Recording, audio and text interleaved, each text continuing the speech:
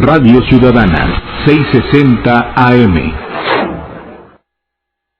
El Instituto Mexicano de la Radio presenta Hoy por ti, mañana por mí. Cultura de la discapacidad. Un programa del Observatorio de Medios. Con Regina Santiago.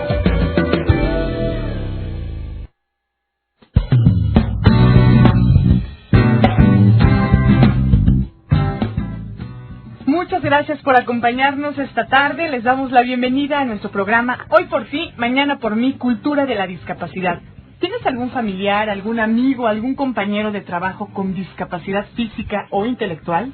¿Cómo puedes mejorar la convivencia con ellos? Llámanos, cuéntanos tu historia, vamos a pensar juntos en la mejor manera de enfrentar estos retos. Queremos que este sea un sitio de encuentro donde todos y todas podamos aprender a ser mejores seres humanos, por supuesto, porque de eso se trata la cultura de la discapacidad.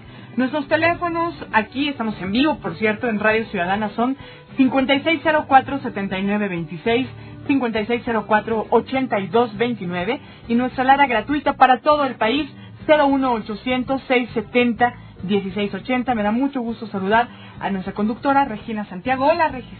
Muchas gracias, Andy. Hola, hola. Y bueno, esta tarde nos acompaña la académica y periodista Blanca Estela Brunal Soto. Bienvenida, Blanca. ¿Qué tal, Regina? Muy buenas tardes. Hola, Sandra, ¿qué tal? Bienvenida. Como el 30 de abril es Día del Niño, pues hemos decidido dedicar este programa a reflexionar sobre la relación de los niños con el tema de la discapacidad y sobre todo lo que nosotros como adultos tendríamos que aprender de estos niños. Entonces, bueno, pues le voy a pedir a nuestra querida Sandra que nos preste su voz para escuchar algunos párrafos de una publicación de la UNICEF, que es el Estado Mundial de la Infancia. Esta publicación examina de cerca un problema que afecta a los niños y a las niñas del mundo y lo dedicó en 2013 a los niños con discapacidad. Entonces, Sandra, claro, por favor. Sí. Los informes como este generalmente comienzan con una estadística para poner de relieve un problema, pero las niñas y los niños a quienes se dedica esta edición del Estado Mundial de la Infancia no son un problema. Más bien son hermanas, hermanos, amigas o amigos que tienen una canción, un juego o un plato favoritos, una hija o un hijo con sueños y el deseo de verlos cumplidos, un niño o una niña que sufre de alguna discapacidad, pero que tiene los mismos derechos que cualquier niña o niño. Si se les da la importancia de prosperar como a los demás niños, aquellos que tienen alguna discapacidad poseerán el potencial para llevar vidas plenas y contribuir a la vitalidad social, cultural y económica de sus comunidades. No obstante, sobrevivir y prosperar es particularmente difícil para los niños y niñas con discapacidad. Su probabilidad de vivir en condiciones de pobreza es mayor que la de los niños sin discapacidad. Incluso si comparten las mismas condiciones desfavorables, los niños y niñas con discapacidad afrontan problemas adicionales debido a sus impedimentos y a los numerosos obstáculos que la sociedad pone a su paso. En muchos países, las respuestas más frecuentes a la situación de los niños y niñas con discapacidad son recluirlos en alguna institución o someterlos al abandono o al descuido. Estas respuestas son el problema y se originan en nociones negativas o paternalistas sobre la incapacidad, la dependencia y las diferencias que se perpetúan a causa de la ignorancia. Lo que se requiere es un compromiso con los derechos y el futuro de estos niños y niñas y dar prioridad a los más desfavorecidos. Es una cuestión de equidad y de beneficio para todos. Muchas gracias, Sandra. Muchas cosas por reflexionar con estas palabras, ¿no crees, Blanca? Sobre todo, bueno, aquí nos plantean que no se debe de ver la discapacidad como un problema. Y también me quedo con esta última frase. Es una cuestión de equidad y de beneficio para todos.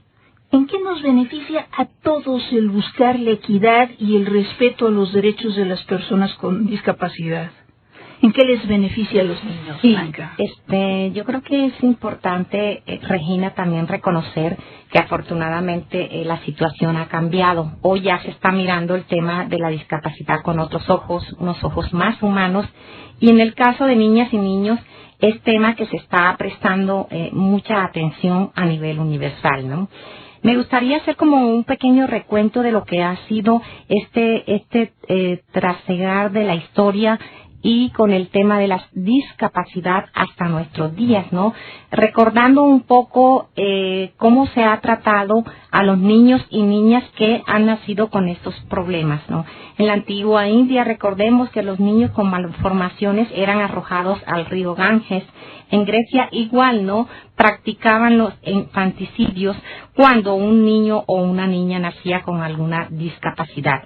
Los romanos, pues también ni se diga, ellos amantes de la belleza, ¿no? Y de también la perfección física, y además caracterizados por su alegría y jolgorio, pues tomaban también a este tipo de personas para su diversión, ¿no? Sin embargo, es en estas culturas antiguas donde se inicia también un reconocimiento de la necesidad de ofrecer un trato más humano hacia las personas con discapacidad, ¿no? Los grandes filósofos han aportado también muchas de sus ideas y muchas de sus reflexiones. Confucio, por ejemplo, hablaba de la responsabilidad moral, de la amabilidad y la ayuda a los débiles.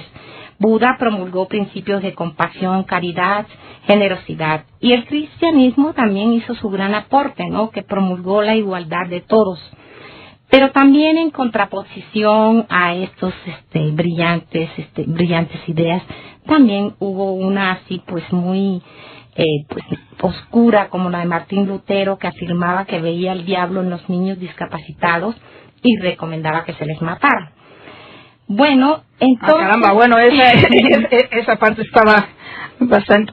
Bueno, y sí hay que reflexionar mucho en ese sentido, claro, Blanca, porque culturalmente sí ha habido toda una parte de la sociedad, de la parte universal, que sí ha tendido hacia esa parte, y estoy recordando ahorita toda la parte del nazismo, del nacionalsocialismo, toda la parte de Hitler y su trato con las personas con discapacidad. Exactamente. Pero ya te interrumpí, a ver si...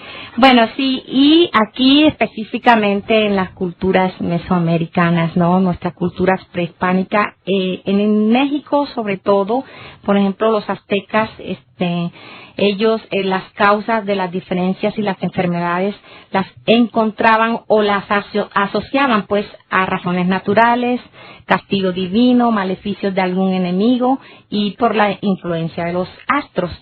También vemos entonces una preocupación desde ese momento, desde esa parte de la historia, por las personas desprotegidas. El mismo Moctezuma ordenó que los terrenos de Culhuacán, cercanos a la Gran Tenochtitlan, fueran utilizados para darle albergue a hombres viejos e impedidos y se les atendiera. Sí ha habido en la historia esa preocupación, lo estamos viendo, ¿no? Nos estás mostrando esas dos caras, Blanca. O sea, por una parte esta situación que todavía prevalece, inclusive en muchas familias, claro, que tienden a ocultar a las personas con discapacidad, a considerarla no solo un problema, porque aquí en la reflexión de la UNESCO decía, no hay que verlos como un problema, no, es que muchas veces inclusive se les ve como un castigo, ¿no? Entonces esa parte es terrible, ¿no? Pero la contraparte también es muy fuerte y nos habla de la sabiduría también de las culturas, ¿no? O sea, cuando tienes también estas tendencias genocidas, viene también la parte de la reacción humana, ¿no? Entonces trasegar por la historia, pues hasta llegar hoy día con la postura positiva y esperanzadora de la UNICEF, que nos hace pues un llamado de atención, nos está invitando a reflexionar con respecto al compromiso que tiene nuestra sociedad con los derechos y el futuro de los niños con discapacidad y como beneficio. Que no eran escuelas integradoras. Optamos otra vez por la educación privada. Afortunadamente podemos costearla, pero es una lástima detener la educación de un niño que califica con resultados de excelencia en la prueba enlace por falta de disposición de maestros y directivos que no son capaces de aceptar la neurodiversidad. Las personas con autismo de alto funcionamiento tienen mucho que aportar con las debidas oportunidades. Caramba, Tere, pues muchísimas gracias por haber compartido tu experiencia. Es una experiencia muy dura, pero muy importante. ¿Qué tendrías que comentarle a Tere? También ya para todas las personas, ¿no? Debemos recordar que ya el gobierno, ya hay leyes, estatutos que están ya de alguna forma defendiendo y ayudando a que todas estas personas con discapacidad sean incluidas en todas las escuelas, entre comillas, normales, ¿no? Eso es muy importante, Blanca, que tengamos en cuenta y compartir con nuestro auditorio esta parte de que existe una convención internacional sobre los derechos de las personas con discapacidad y México la firmó y ya la ratificó. Entonces tiene esa vinculación, tiene que cumplir con esos compromisos y en este momento también, o sea, el Observatorio de Medios, pues una de las cosas que hizo fue este fin de semana difundir una entrevista que se le hizo al senador Roberto Gil del PAN y declaraciones también de Emilio Gamboa, senador del PRI, en donde se están comprometiendo a incluir en la ley de telecomunicaciones, pues esta parte que no incluyó presidencia respecto a la parte de las personas con discapacidad en la ley de telecomunicaciones. Sobre todo hay una parte fundamental, Blanca, en donde no están consideradas las partes del lenguaje de señas y todos los lenguajes sobre discapacidad para emergencias, por ejemplo. Sí, exactamente. No, y a mí me parece que es que las escuelas les da flojera. Hay una apatía en cuanto al tema, pues para empezar porque tienen que recurrir y tienen que adaptar los salones de clase, tienen que colocar algunas rampas, etcétera. Entonces les da una flojera, yo pienso, en ese sentido. A ver, tenemos un recadito de aquí. Así es, tenemos una llamada telefónica en este momento. Sharon, quien tiene 9 años y también se suma al programa con su voz divina. Sharon, adelante. Sharon. ¡Qué maravilla! Buenas tardes. Sharon, buenas tardes. Cuéntanos, ¿qué experiencia has tenido tú, con personas con discapacidad, o tienes tú alguna discapacidad? No, pero en mi escuela hay una niña que está discapacitada y cuando habla se le quedan viendo raros y eso no debe de ser porque todos somos iguales. Eso tienes toda la razón, Sharon. ¿Y tú cómo es que aprendiste que todos tenemos que ser iguales? Porque en mi casa me han enseñado. Perfecto. Eso. Muchas gracias, Sharon. Gracias, feliz día. Feliz día del niño, Sharon. Ya nos hiciste el día también. Muy bien. Muy bien. Bueno, pues todo esto es muy importante. Y bueno, yo quisiera más o menos redondear nuestras reflexiones con la parte final de este informe mundial de la infancia del 2013, que son palabras de Anthony Lake, quien es el director de la UNICEF, y dice: en algún lugar a un niño alguien le está diciendo que no puede jugar porque no tiene la capacidad de caminar, y a una niña alguien le está recordando que no puede aprender porque es invidente. Ese niño merece una oportunidad para jugar. Y todos nos beneficiaríamos si esa niña y todos los niños del mundo pudieran leer, aprender y aportar su talento a la sociedad. El camino que sigue no será fácil, pero así como los niños no aceptan límites innecesarios, nosotros tampoco deberíamos aceptarlos. Nos quedamos con estas palabras y les hacemos una invitación para que lean el informe completo, el Estado Mundial de la Infancia.